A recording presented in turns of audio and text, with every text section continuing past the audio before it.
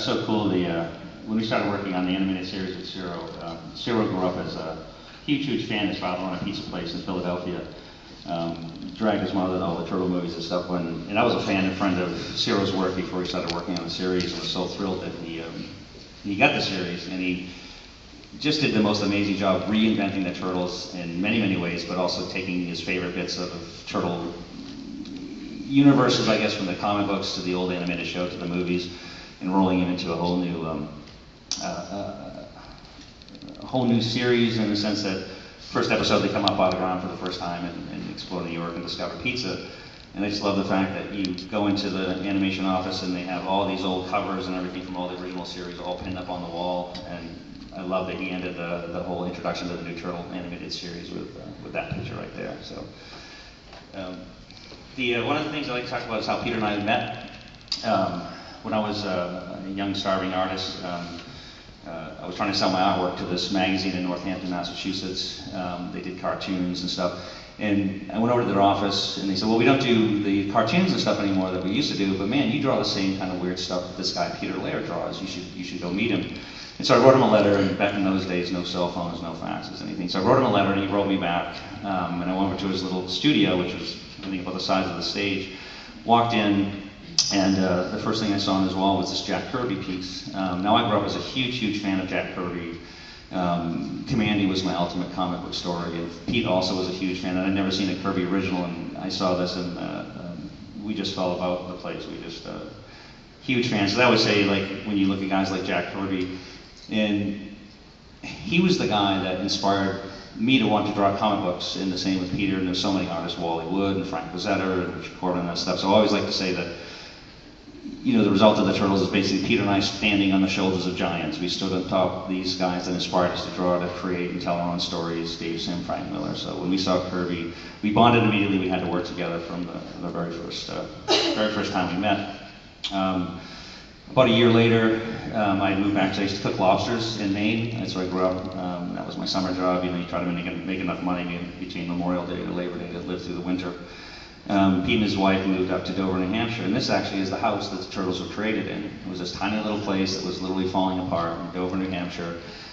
We had a living room. We called it Mirage Studios, because it actually wasn't a studio. It was literally our living room. We had this TV that only half the screen would come in clearly, and that was our studio. And that's where we'd sort of come up with ideas. We said, we're going to be, you know, like Stan Lee and Jack Kirby. We're going to come up with ideas, and we're going to try to send them to Marvel and DC and stuff. Late one night, I did this sketch to make Peter laugh, because he used to watch what I used to call the worst TV shows, Eastman, T.J. Hooker, and all this stuff. And so I felt it was my job to annoy him as much as possible while he's trying to watch his TV shows. And so I did this sketch of a turtle standing upright. Michelangelo was the first turtle ever drawn. And I said, dude, this is going to be the next big thing, the Ninja Turtles. And so Pete did this sketch to kind of change a few things. And then studio went on their ship. I had to, you know, do one better. And so I did this sketch of 4 turtles, different weapons, and I put Ninja Turtles in this comic book lettering on the top, and I did it in pencil.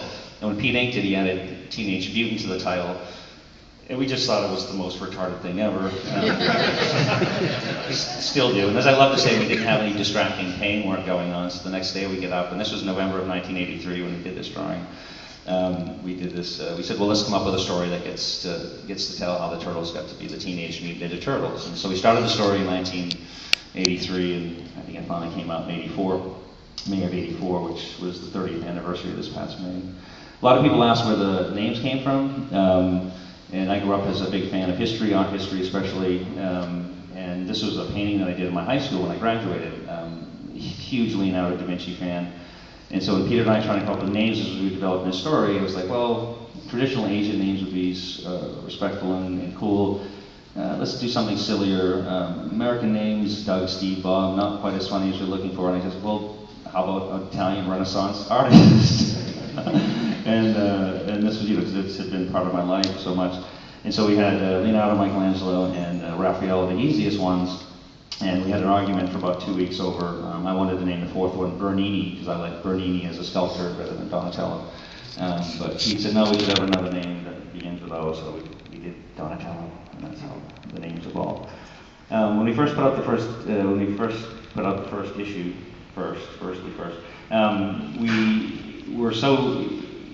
we had no money. I had a $500 income tax return. I borrowed $1,000 from my uncle. We cleared out Pete's bank account, all $200.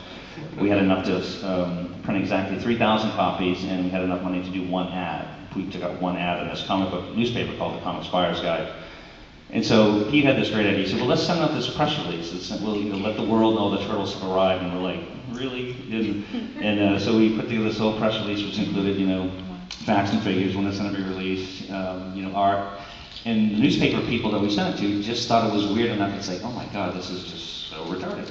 And we got a lot of news coverage from it, which was kind of fun in the early days. And then the first Turtle issue premiered May 5th, 1984, at a small comic book show in Portsmouth, New Hampshire, this is the original flyer for that show. And what was cool about that is that that's when the Turtles were introduced to the world, and we were just hoping it would actually sell some books so we could stop making furniture out of them in our studios. And we actually went back this year, May 3rd, we did Free Comic Book Day at Ralph DiBernardo's store up in Manchester, and that was the place. He's the guy that held the first convention. So Peter and I got together for the first convention signing we've done in about 20 years at his store, and it was fantastic. And look at these two guys. This was the little chart that you see in the wall there was as we finished laying out, penciling and inking and toning each page, we would sort of cross off this little chart thing that Pete made. And so here's us crossing off the final painting that actually finished the book. Thank God, I'm still trying to grow a mustache. And there's the first issue, and that came out. A lot of people asked, there was only 3,000 copies of the first issue, and they said, do I have a first printing or not? And with what we did was the very first issue had this ad in the back. Besides, it doesn't say first printing on the inside, but we had this ad in the back for some other photocopy comic books, because that's the way we sell published back then. We couldn't afford to do anything, so we go to the local photocopy place and print up a couple comics and staple them together. So it's got a gobbledygook ad in the back, and that's one way you can tell that you have first printing or not. So I love including this picture because this is literally, we had the books printed, 3,000 books printed at a local printer. And why people ask, why are they oversized, is we actually found this magazine called TV Facts. It was this little newspaper thing that used to leave around at convenience stores and stuff with TV listings and TV programs. We found one of those, we found the printer that printed them locally, and so we went in and we said, we want a comic book like this, 40 pages with a 2-color cover, and we were surprised when we went to pick them up that it was bigger than an actual comic book. We just figured it didn't actually make it the size of the comic book, and so we didn't. So, oh well, there we go. And so that's why the first 4 issues of the Turtles are much larger than the rest, which was kind of funny. Look at these guys. After we went to the show, and I think, like I said, Pete was standing next to the stack of the original Turtle comic books, and so we brought a bunch of comics to the show, and this was this is the first time the Turtles were introduced to the world 30 years ago. It's fun to look back at that stuff. Shortly thereafter, May of 1984, we released the comic book. I went back to work at the Lobster restaurant I was working at in Maine. Pete moved to Connecticut, and that fall rolled around, and we were getting these comic stores and dealers calling us and saying, well, are you guys going to do another issue? And we said, well, we didn't think we'd sell the first issue, so we never thought of doing a second issue, but okay, we'll do it. And so in late 1984, we started working on the second issue. And I always like to say that the dream came true for us in January of 1985 because we got the orders in for the second issue, and it was for 15,000 copies. And I remember Pete calling me in Maine and saying, dude, if we do 6 issues of these a year at this level of a press run, we can make about $2,000 each, and we can eat all the macaroni and cheese we want, we can pay our rent, we can actually be full-time comic book artists. And so I packed up everything I had, which filled a duffel bag, and I jumped on a bus and moved down to Connecticut, and we continued Mirage Studios and started working on the second issue. And from that day on, the dream came true for me and for him, for us, because we were now full-time comic book artists, and it was fantastic. There's no greater feeling than that, living a dream, seriously. I always like to show a picture of the studio. These are like the first turtle painting in the background. I first painted them with all red bandanas. It's my favorite one, me trying to grow a mustache. This is us working on the actual second issue, and then the next shot's of Peter. So we still would print the books from the printer, have them shipped to our house, and then we'd slowly ship them out to distributors and stuff. So, the next big show we did was actually in Atlanta, and that's where we started getting out there and getting to meet the fans. And the fans that were giving us this great job and allowing us to make a living, and much like we're doing today. And you know, our success and why I'm sitting here 30 years later is all your fault. Thank you, thank you, thank you, thank you. Welcome. I always like to show that the process that Peter and I use, a lot of people ask how the comics have those gray tones in it that they have. It's a special paper called Graphics Duo Shade. And so when you actually do the comic books, even though when they're printed they look in black and white, but the originals look like this. It's kind of a, you draw it, you pencil it, you draw it, but then you use these two chemicals to bring out these gradation lines that go in two different directions. And it gives a really nice sepia feel. So that's why I like original art and always liked it as a kid. And I like showing some of these. First year at San Diego, still working on the mustache. This was fantastic. I remember, you know, I was talking to this gentleman earlier about this. We're doing about 21, 22 shows this year.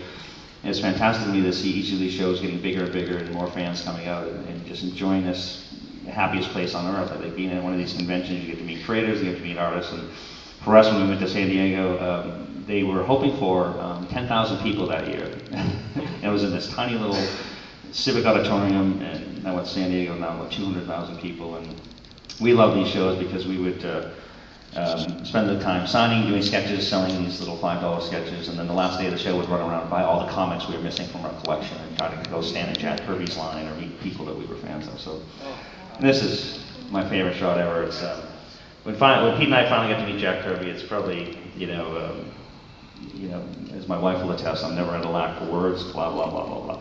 So it's, you know, it's like meeting one of your heroes, and I was like, Mr. Kirby, you're so cool. It's something that he's heard a billion different times. But what's great is, what inspired me when I first met him was, there was this whole crowd of people around him, and he's, you know, somebody asked him a question about Captain America, and he gave this really wonderful answer, Captain America this, Captain America that, and he gave that fan such an awesome moment, and literally the guy right next to him asked the same question. And so he answered the same question the same way with such enthusiasm. You could tell that this guy really loved what he did, and he loved his fans, and I said, man, if we ever get that lucky, I hope I can remember that, because he was such an inspiration. A lot of people ask what my favorite all-time turtle story is. I have two. I love them all. But the introduction of Casey Jones he was a second human character. April O'Neil was the first one.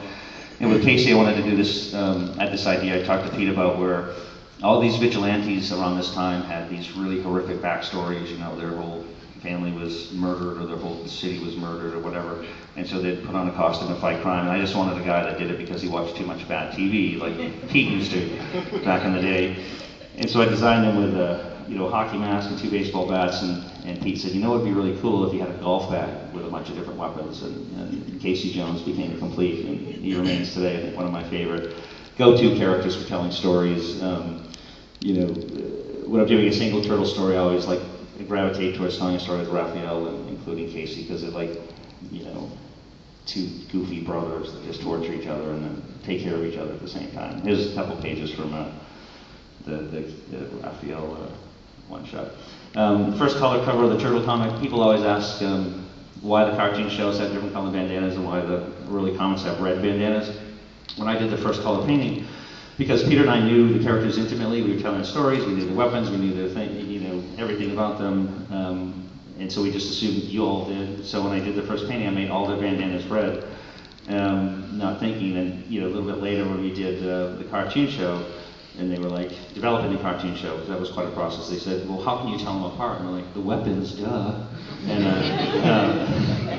And so then we'd like to come up with some more individual, help enhance their individual personalities, and Pete came up with the idea for different colored bandanas and that kind of thing. So we worked on all that stuff pretty intimately in the early days.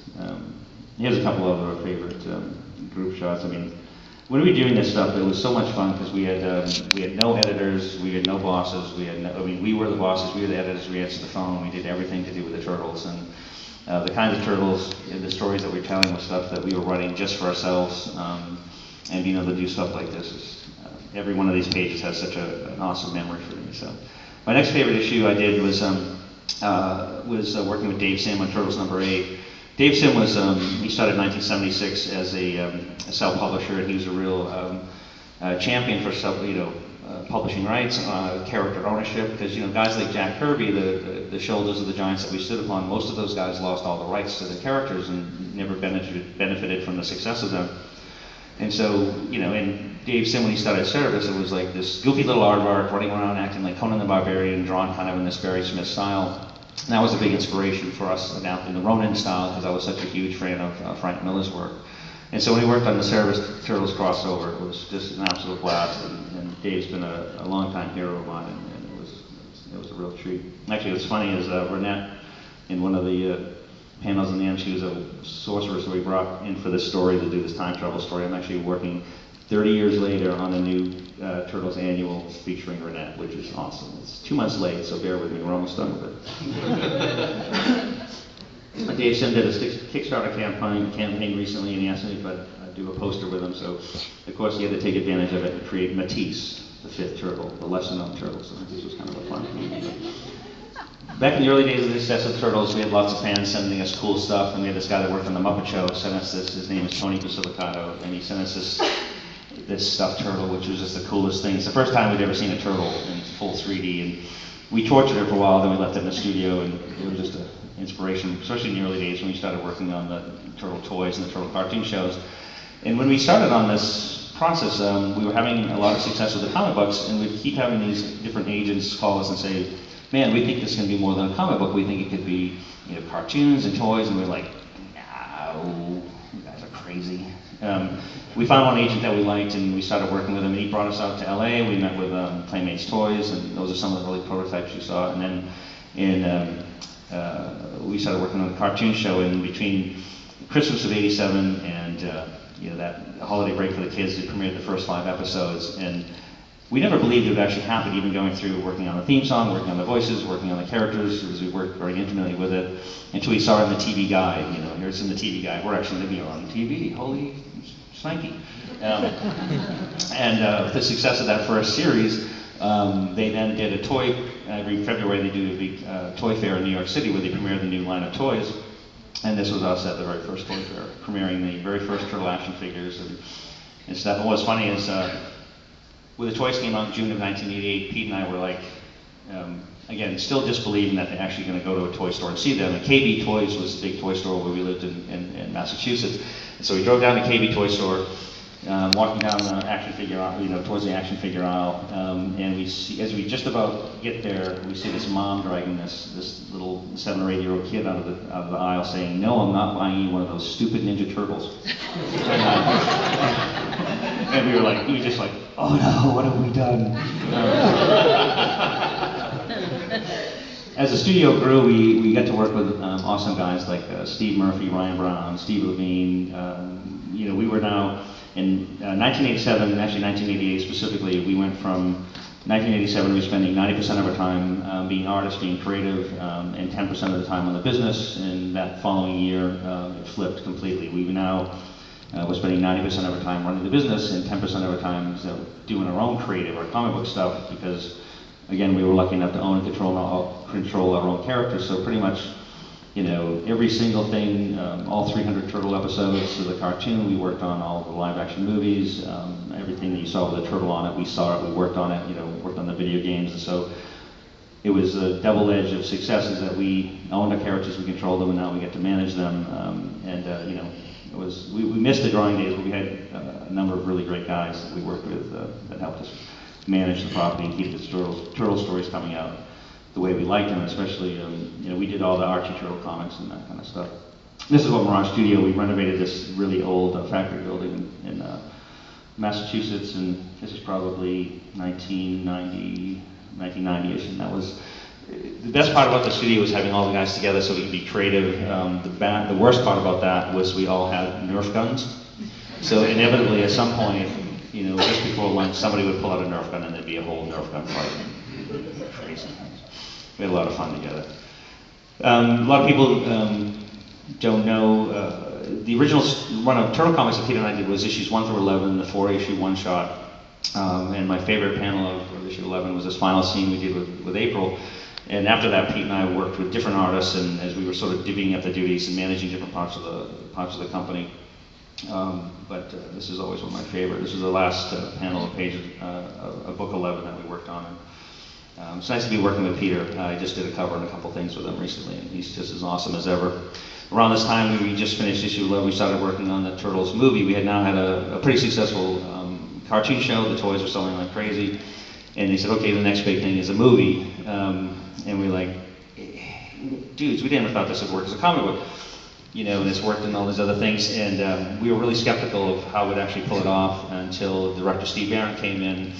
He formulated a script based on, you know, a lot of the original Turtle comic stories that Peter and I did, some of the animated elements, and then he brought in Jim Henson's Creature Shop. And these are some of the, in the early days, we'd get these photographs sent over from the Creature Shop in London of what they were building and what they were doing. And watching our creatures come to life in 3D, and again, just it blows your mind, and then some. And then we went down to the set for the first time. It's great.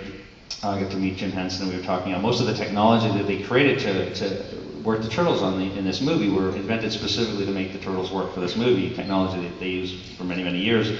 But I remember we pulled up, and the front of the studio, and you walk out towards the back lot, and you go up, as you're going up to the back lot, it looks like, you know, a crazy construction site with staging and stuff everywhere, and, you know, on the back side of it, you walk around the corner, and all of a sudden there's New York City in all its glory, and there's foot guys stretching and moving over there, and other, you know, cameramen and stuff like this, and we came a little bit further around, and there were 4 turtles. Michelangelo had a sombrero on, and he's making jokes, and we like, oh, this is actually going to work. They actually come to life. And of course, one of my favorites was we got to go.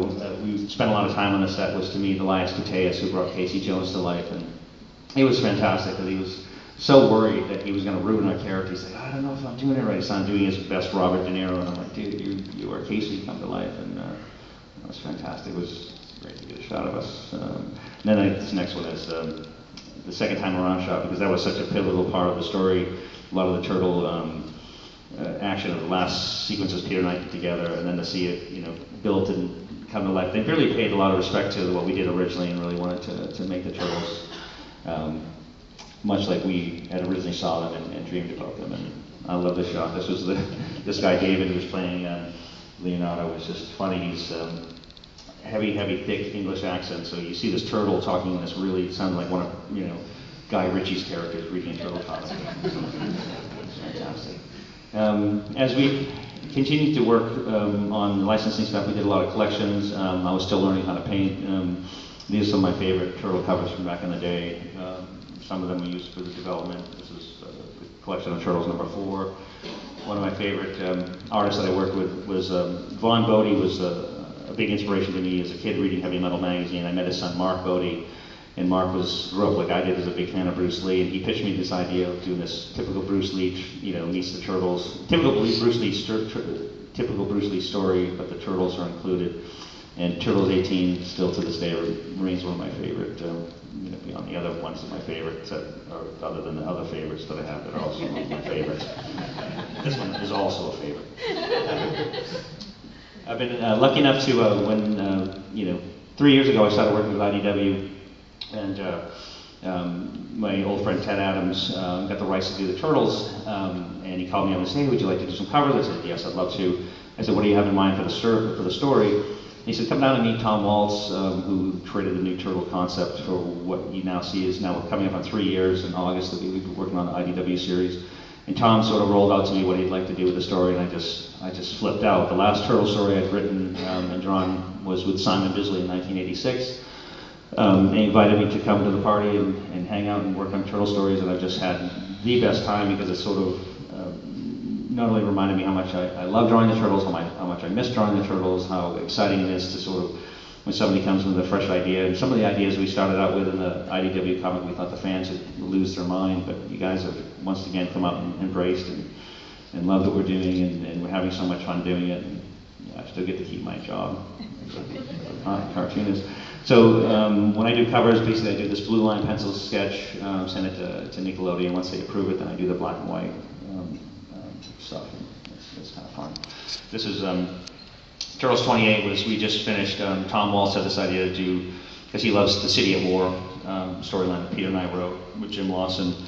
So we did this thing called City Fall, and what I loved about it was I got to do this wraparound cover for issue 28, where he brought it. We had Bebop and Rocksteady and Casey and Shredder, and man, I just love these. I could do these big action scenes all day long. So this is it's fun. Nickelodeon series, again, we mentioned our good friend Ciro.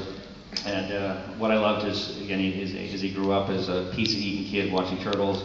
Now he was executive producing, this huge franchise for Nickelodeon.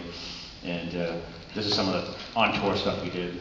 I think we were in Spain pushing the new Turtles, which was fun. There's Ciro and me and some blonde, I don't know who that is. Some Spain. First lady of the Turtles here.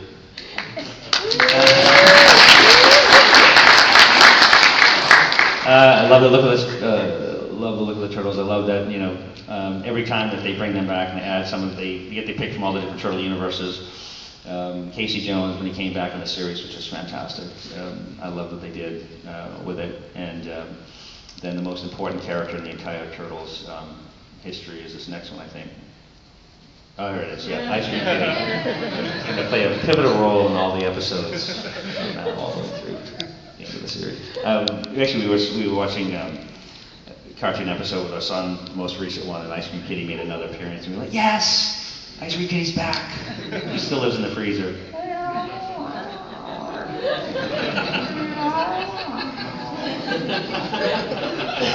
is my favorite. This one. Not enough water to do the full. I have to get a running start for this one and come up to the mic. I'm not going to do it. No. I'll do it later. I think we're almost done with this. So the next, God, it's 4 o'clock already. I'm working on, like I said, I brought Renette back for this new series, which has been awesome. I've been inspired to design a new look for her. I don't know from where. But she looks kind of familiar. But it was great to bring her back and doing this time travel Turtle with the stories. And then some of my favorite things this year is the Turtles' 30th anniversary. I got to team up with my old buddy Simon Bisley, and we did this cover for the 30th anniversary book that's floating around here now. The next coolest one was I got to do this piece with Peter Laird. And he'd not drawn for a while, and we always talk. A lot of people ask, "Are you guys friends? Are you angry? Is it like John and Yoko? Is it one of those kind of things?" And no, we were very friendly. We always keep in touch, and so I pitched him. I said, "Look, I want to do this piece, and I want you to ink it," and he did, and it was great, which inspired us to do this next piece, which was Greg Goldstein at IDW said, "I always loved that iconic turtle shot where they're on the rooftops. But I always wonder what happened 10 seconds later." And so I did this pencil sketch, and Peter inked it. And it's actually on a book that'll be coming out this summer. I say, in Heavy Metal Magazine, we're doing lots of fun stuff with that. And I love to show this picture because out of the 25 years I've owned the company, I've never done a cover for it. And this is one of the first covers I did as a variant, which was fun. It was also inspired by somebody, my muse. People always ask what my favorite Turtle dream project would be a Turtles Daredevil crossover, which would be fantastic. So I did this as a little thing and sent it to Marvel, and I crumpled it up and threw it away. I said, "Get out of here, kid." And there's me and my lovely bride. We go to Turtle shows. We're Team Eastman. We come out. We have the best time with you guys, and if they bring us presents, we wear them for the whole rest of the show. And then, thank you very much. It was awesome.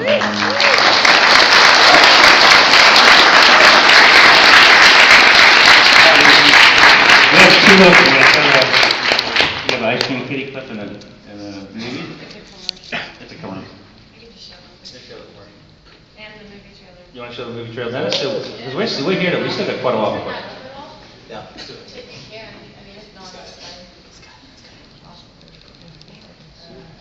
Yeah, we want people downstairs to stop and turn when they should be so loud. No. Hear the ferocious roar of Ice Cream Kitty.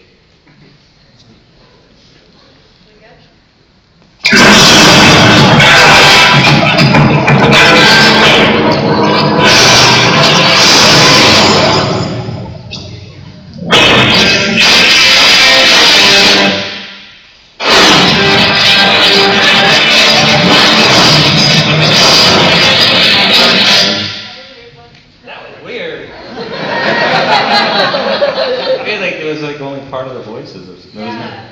It's like a channel, but not all channels. Yeah.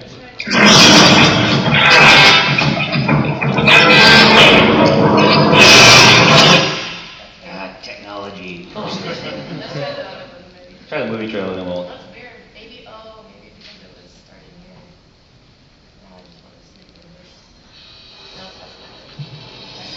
show you some home movies in a minute. Here's our son at baseball practice.